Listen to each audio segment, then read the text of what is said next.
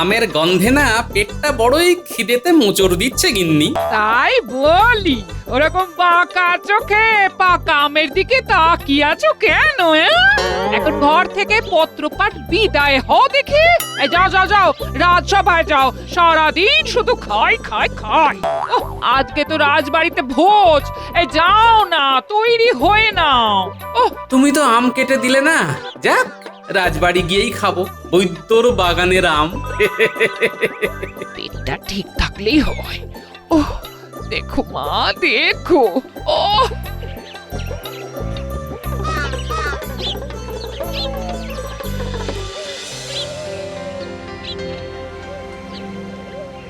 প্রতি বছরের মতো এই বছরও আপনাদের মহারাজ তার সভাসদদের কাজের প্রতি সন্তুষ্ট হয়ে একটি ভোজসভার আয়োজন করেছেন। সকলে পেট ভরে খাবেন, কেউ কোনো লজ্জা করবেন না কিন্তু। আমিও লজ্জা করব না। লজ্জা তো নারীর অলংকার, আপনি কেন লজ্জা পাবেন? গোপাল, তুমি একটু খাওয়ার সময় মহারাজের দিকে নজর রেখো। ওনার যে বয়স হচ্ছে, উনি সে কথা ভুলেই যান। তুমি মহারাজের পাশেই বসো গোপাল। রানী, অনেক হয়েছে, আর হাতে হাঁড়ি ভেঙো না তো। এবারে গরম গরম লুচি, আলুর দম, রসগোল্লা, কালো জাম আর ভালো আম দিতে বলো।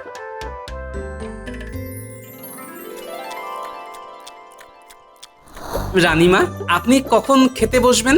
আমাদের তো খাওয়া প্রায় হয়েই এলো। আজকের দিনে আমি সবার শেষে খাবো।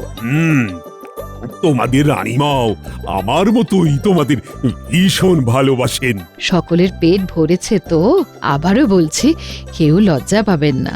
জব্বর খেলাম। বেশ বেশ, এবারে আসছে রাজবৈদ্যর বাগানের আম। ধন্যবাদ বৈদ্য মশাই। আমাকে লজ্জা দেবেন না রানীমা। তা মহারাজ, আপনার বাগানের আম আমরা কবে খাবো? আপাতত বৈদ্যর বাগানের আম খাও, তবে হ্যাঁ, আমার বাগানের আমগুলো পাড়ার ব্যবস্থা করতে হবে। মহারাজ, আপনি আম পাড়ার দায়িত্বটা আবার মন্ত্রী মশাইকে দেবেন না। তাহলে কিন্তু একটা আমও আপনি পাবেন না, সব উনি বেচে দেবেন। আমি বেচলে তো তাও সেটা তো বাজার মারফত সাধারণ মানুষের পেটে যাবে, আর তুমি আম বাগানে গেলে তো সব আম তোমার একার পেটেই চলে যাবে গোপাল। আচ্ছা আচ্ছা, হয়েছে হয়েছে, থামো তো সবাই। এবার চলো মন ভরে সবাই বৈদ্যর বাগানের আম খাই। কে আছো? আম নিয়ে এসো।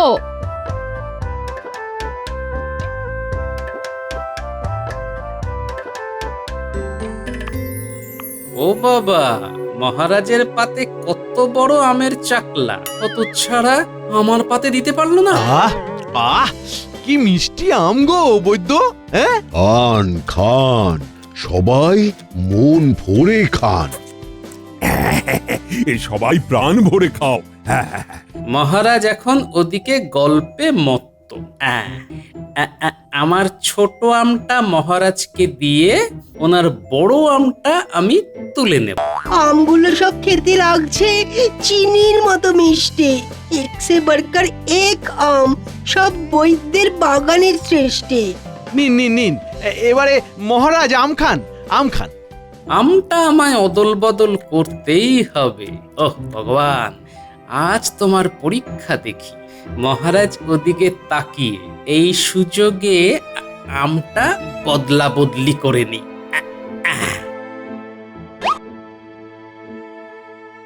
কি কি, হ্যাঁ, গোপাল আম চুরি করে নিচ্ছে, তাও আবার মহারাজের পাত থেকে।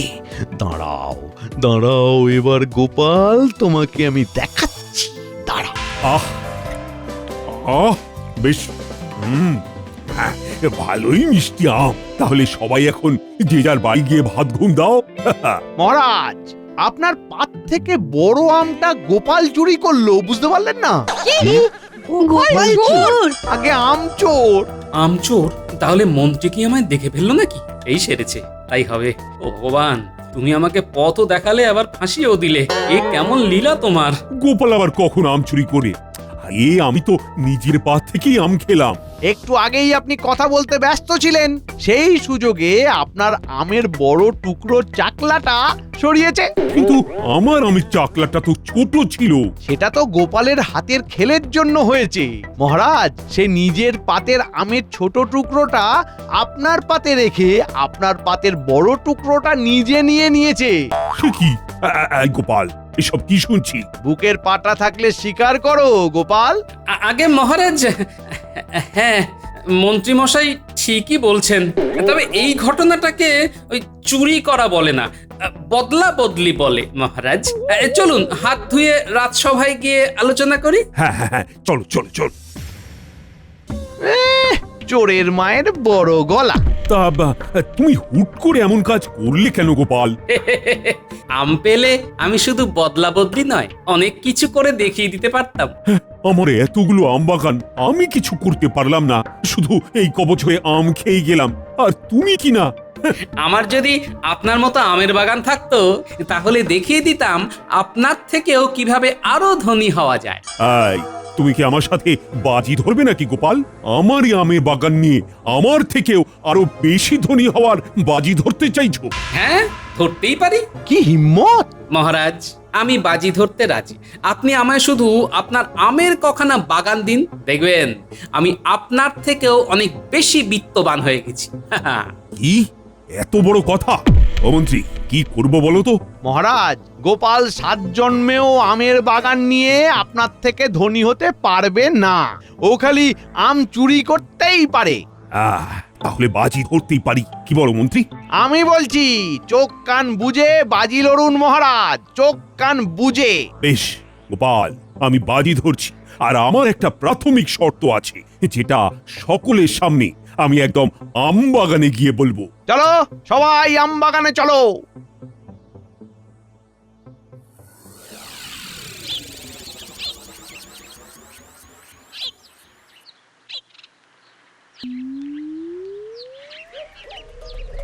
সকলের সামনে আমি আমার এই দক্ষিণের এবং ওই দিকে পূর্বের আমবাগান গোপালকে 3 মাসের জন্য অর্পণ করলাম। গোপাল, ঠিক 3 মাস বাদে যদি তুমি এই বাজি না জিততে পারো তাহলে পরিবার নিয়ে তোমায় এই রাজ্য ছাড়তে হবে। আর মহারাজ, যদি আমি জিতে যাই তাহলে? তাহলে এই রাজ্যের নাম পরিবর্তিত হয়ে তোমার নাম অনুসারে হবে গোপাল নগর। কি রাজি তো? হ্যাঁ মহারাজ, আলবাত রাজি। দেখা যাক পরবর্তী 3 মাসে তুমি আমার থেকেও ধনী হয়ে এই রাজ্যের নাম নিজের নামে করতে পারো, নাকি এই রাজ্য ছেড়ে অন্য রাজ্যের বাসিন্দা হও। হ্যাঁ মহারাজ, সময়ই কথা বলবে। ঠিক 3 মাস বাদে মহারাজের সিন্ধুকে সঞ্চিত মোহর এবং গোপালের আয়ের মোহর গোনা হবে। দেখা যাক কে জেতে আর কে হারে।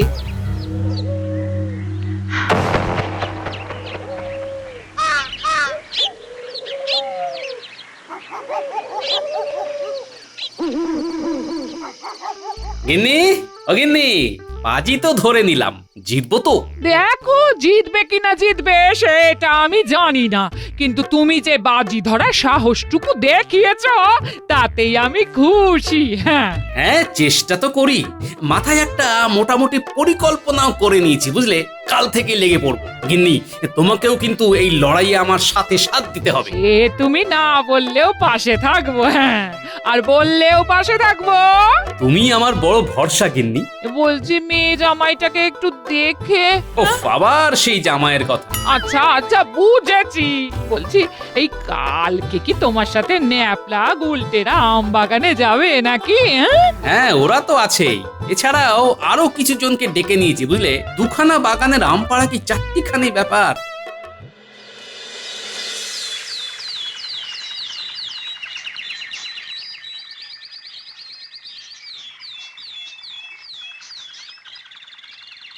দাদু, ও দিদা, দরজা খোলো।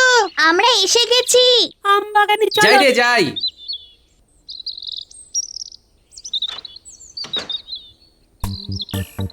দাদু, তোমার কথা মতো আমাদের সবার জন্যই আম পাড়ার আঁকশি দেওয়া লাঠি এনেছি।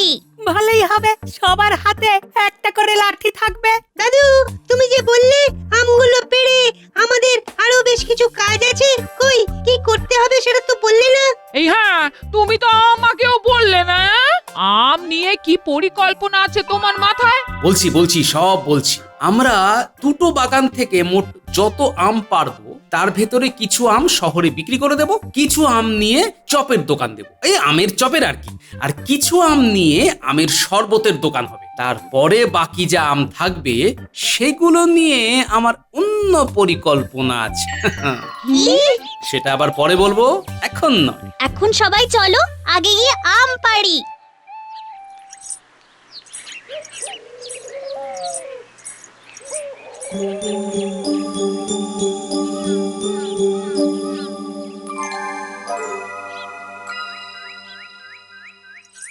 কি মহারাজ, সকাল হতে না হতে মুখ এত গম্ভীর কেন?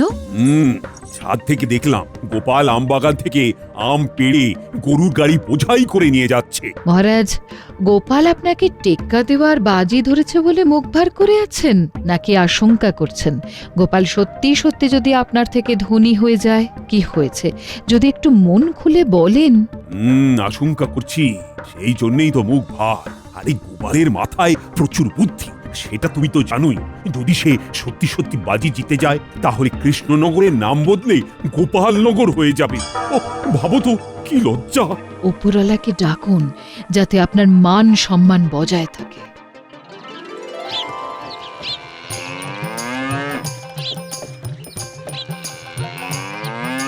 গিন্নি, ও গিন্নি, মাত্র 8 গাড়ি বোঝাই আম এনেছি, একটু ধুয়ে দাও না।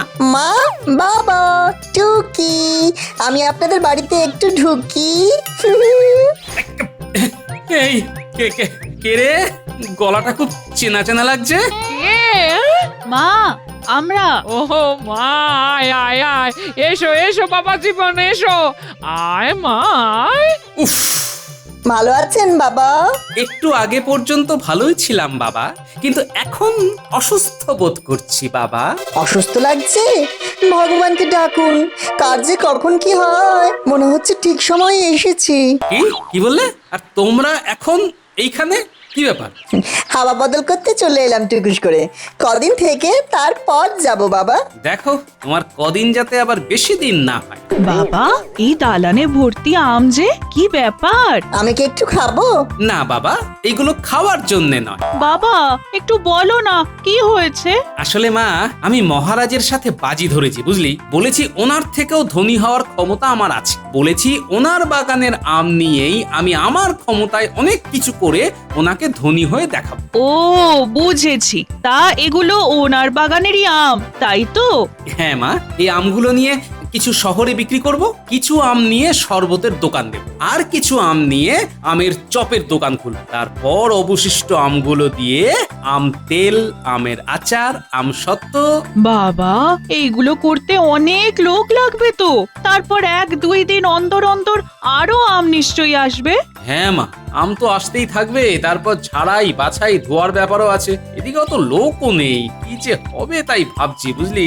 কিচ্ছু ভেবো না বাবা, আমি আছি, তোমার জামাই আছে, ও সব আম ধোয়া বাছা করে দেবে। আমি এখন আম ধোবো? শুধু আম ধোয়া নয়, অনেক কাজই করতে হবে, চলো। যাক, ভগবান মুখ তুলে চেয়েছেন।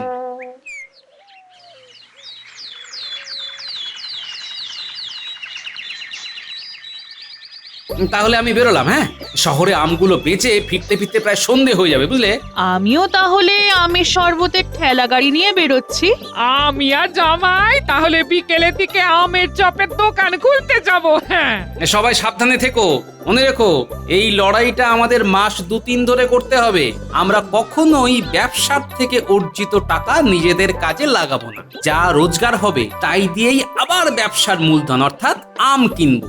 মহারাজ ভেবেছেন তুমি একা কি করবে? এখন আমরা সবাই সবাই তোমার পাশে আছি। হ্যাঁ,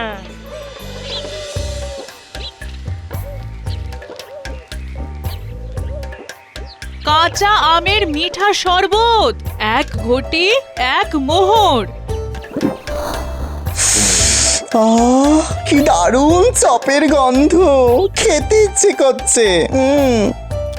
রসে ভরা দারুণ আম 5 মোহরে 1 সের।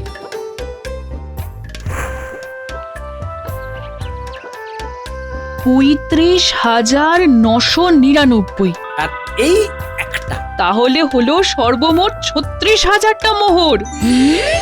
আমি ভাবতেই পারছি না গো। বাবা, ১.৫ মাসের মধ্যে এই, তাও আবার 2খানা আম বাগান নিয়ে। কষ্টের ফল। হ্যাঁ, আমি ভাবছি আরো 2খানা আম বাগান কিনে নিই, বুঝলে? বর্ষাকাল আসছে, এইবারেই তো আসল খেলা শুরু হবে। হ্যাঁ হ্যাঁ বাবা, কিনে নাও। আমি তাহলে ভালো আমের চপ ভেজেছি বলুন। হ্যাঁ বাবা, তুমি আমের চপ ভাজায় দক্ষতা অর্জন করেছো।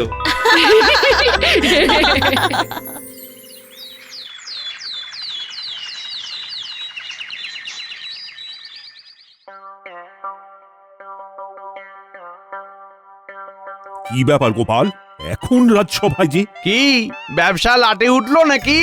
আগে না মন্ত্রী মশাই, মহারাজ, আমি আপনার থেকে 2খানা আম বাগান কিনতে চাই। কি? আম বাগান কিনবে? হ্যাঁ। এত সমৃদ্ধি হয়েছে তোমার। এই মন্ত্রী, আমার মোহর গোনো, তারপর গোপালেরটাও গুনবে। 3 মাস হতে পারলো না, এখনই কিনা বাগান কিনতে চায়। মোহর তো গোনাই আছে, আর কত আছে সেটা একটা কাগজের মধ্যে লেখাও আছে। আমি এক্ষুনি সিন্ধুক থেকে নিয়ে আসছি।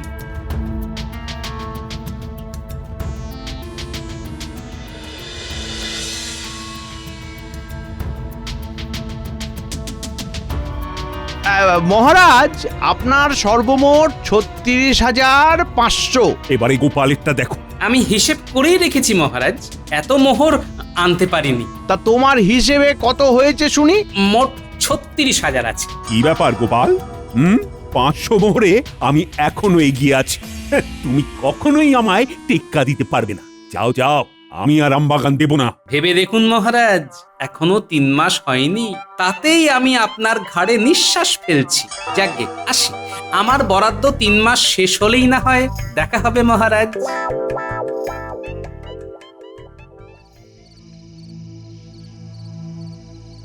কি ব্যাপার গিন্নি, সারা বাড়ি অন্ধকার করে বসে? মন খারাপ লাগছে গো, এই মেয়েটা চলে গেল। হ্যাঁ, তুমি সারাদিন কোথায় ছিলে?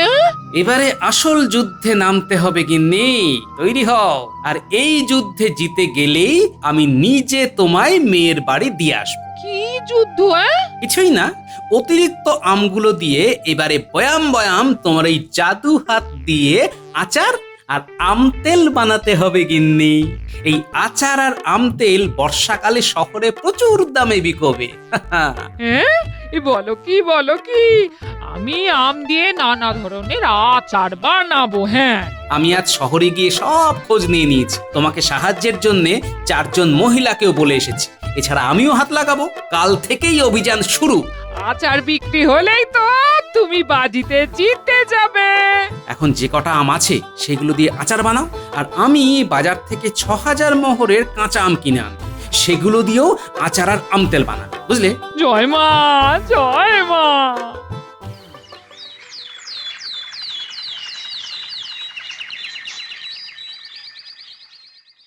কি ব্যাপার, গোপালের মুখে এত হাসি যে? আগে বিজয়ের হাসি। গোপাল, এত স্পর্ধা, এত আত্মবিশ্বাস ভালো নয়। মাঝে মাঝে আত্মবিশ্বাসটা প্রকাশ্যে আনা ভালো মহারাজ। গোনা শুরু করো খাজাঞ্চি, আগে আমারটা করো। জোরে জোরে গুনবে। আই মন্ত্রী, তুমি খেয়াল রাখো। 1 2 3 50,000। মহারাজের সর্বমোট 50,000 মোহর। এবারে গোপালেরটা গুনো। চিন্তা নেই খাজাঞ্চি, চিন্তা নেই। তোমায় 50,000 অবধি এবার গুনতে হবে না।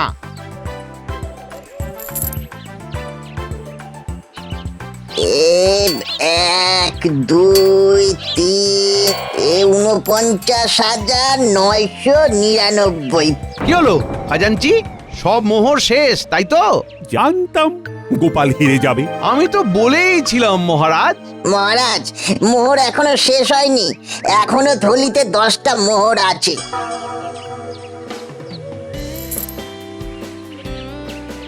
মানে গোপাল দাদা সর্বমোট 50,009 খানা মোহর।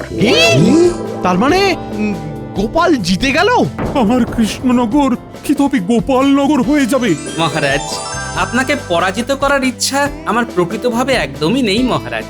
আমি শুধু এই কাজটা করেছি আপনাকে এটা বোঝানোর জন্য যে এই প্রকৃতি আমাদের কাছে তার প্রাকৃতিক সম্পদ ঢেলে রেখেছে, অথচ আমরা বুদ্ধিমান মানুষ হয়েও তা কাজে লাগাই। দেখুন মহারাজ, আপনার কাছে আম বাগান আছে, আপনি চাইলেই আপনার বাগানের আম দিয়ে ব্যবসা করে আরো ধনবান হতে পারতেন, কিন্তু আপনি তা করেননি।